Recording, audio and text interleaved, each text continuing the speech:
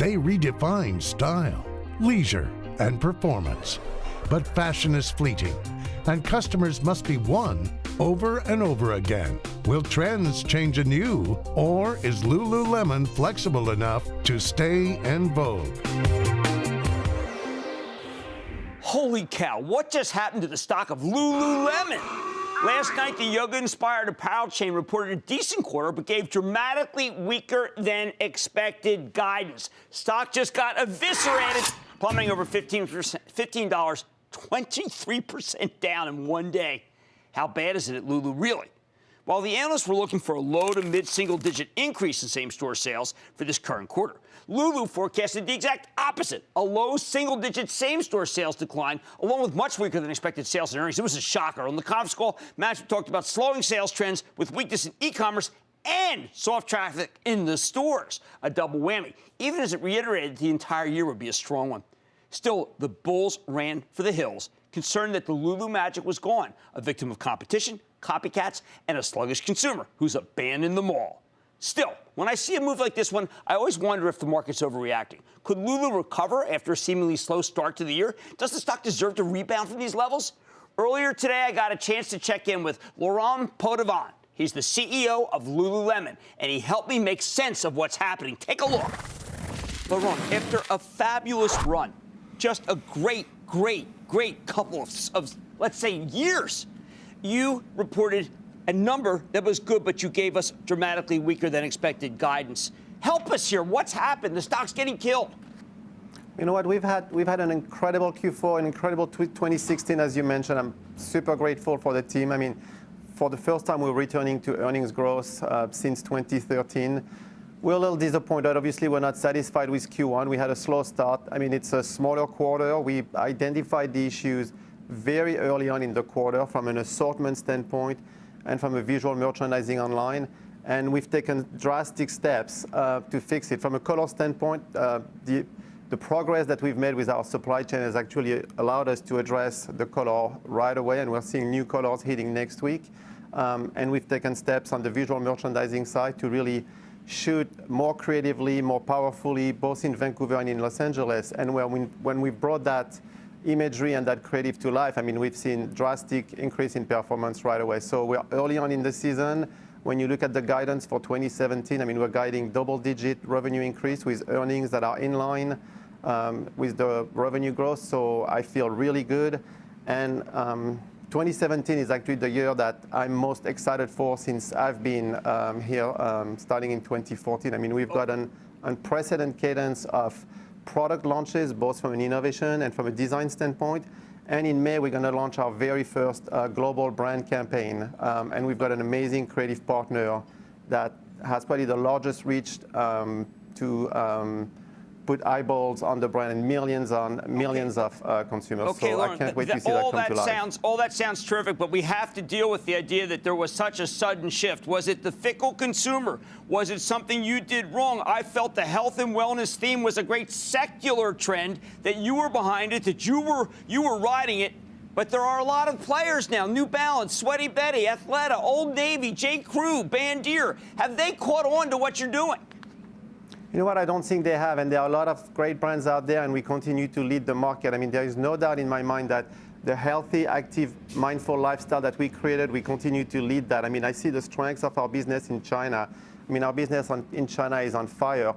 And I would point to the fact that when you look at the performance of our product, our anchor categories for women and men, so if you think about women's bottoms, women's bras are comping plus 20, women's bras are comping plus 10. Our men's business is comping plus 20. So the anchors category that really define the active, mindful lifestyle and the market that we continue to lead are actually very strong. We've got some work to do. We own it. We're disappointed, but the fact that we own it also means that we get to fix it. And I'm very confident that we've taken the right steps to do that. If that's the case, then it would seem like that a stock that is down this much is a dramatic overreaction. You have a buyback. Will you be in buying back stock, given the fact that you still expect this year to be great and that the quarter has already picked up that we're in now? You know what? On the actions that we've taken, the performance of the product has already picked up, and right now we're buying back as much stock as we can under the plan that we've got in place. All right. Now, do we have to think that perhaps the traffic in the mall is something that you can't do anything about? Mall numbers in February down. Some people say, like Nordstrom, worse since 1972. What can you do to buck the fact that you are, in the end, in the mall besides the catalog? Well, you know what? We're halfway in the mall, halfway in the street. You've got to remember that we've got a very light physical footprint, and we've got a highly physical footprint. I'm actually incredibly proud about the innovation and the curiosity of our real estate team and our operators.